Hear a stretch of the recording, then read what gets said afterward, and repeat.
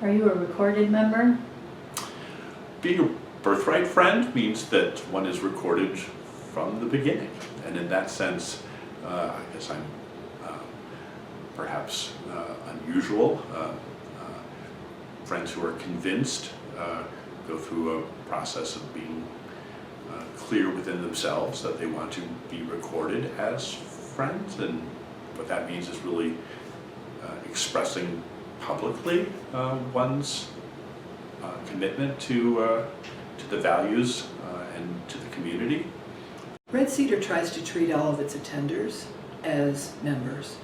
So when a member decides to record that membership, it means simply that this community has become enough a part of our identity that we want it formalized. We want it written down and recognized. We want to commit ourselves. Being a recorded member is my own personal declaration that I am a Quaker. It's kind of like the difference between living with somebody and getting married to them. Like, it means that I'm saying that this is my community and that I formally commit to it, and that I know that I'm part of it in the eyes of the world.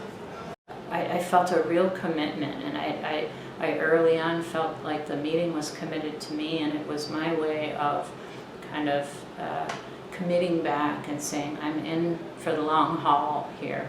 I intend to do it because I think it's an outward sign of my dearly held beliefs and an outward sign that I'm congruent with Quakerism. I think that you can be Quaker without being a recorded member, but you go through a process where you meet with people and talk about your faith community and your spiritual journey, and you think long about what this particular meeting may mean to you. You know, meeting considers you a member just by attending. What does that mean to you, to be a member? It means to me, just given my background, because I was in a rather fundamentalist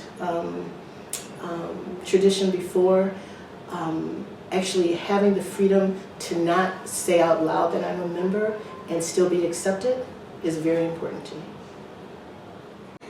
And I have been asked about recording my membership many times, starting to write a letter once or twice, but did not discern it to be right at those times. And I wanted to be sure because to me, becoming recorded is almost like getting married.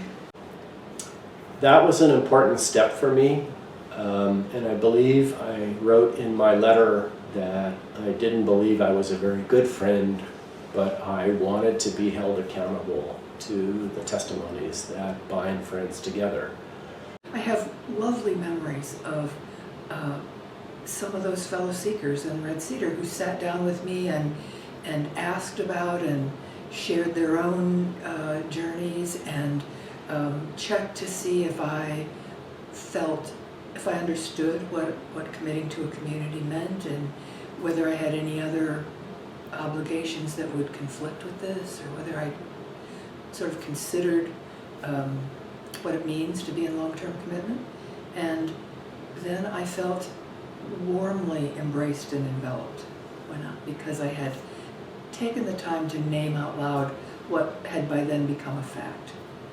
To be a recorded member says that I have a responsibility to my faith to try to live into the practice of friends.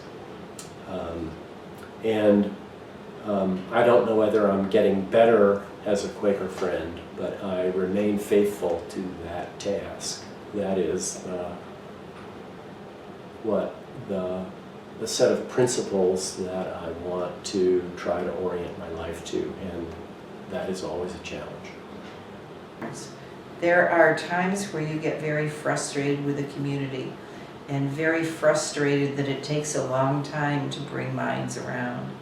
But when you are a recorded member, for me at least, it means that I'm here and I'm not going away. There was a period when I, in college and around that time, didn't really participate in Friends meeting, or even though I went to a Quaker college at Earlham. But later on, I think I sort of reaffirmed that, and in that sense, went through a very similar process of saying these really are the values that I want to commit myself to in that sense.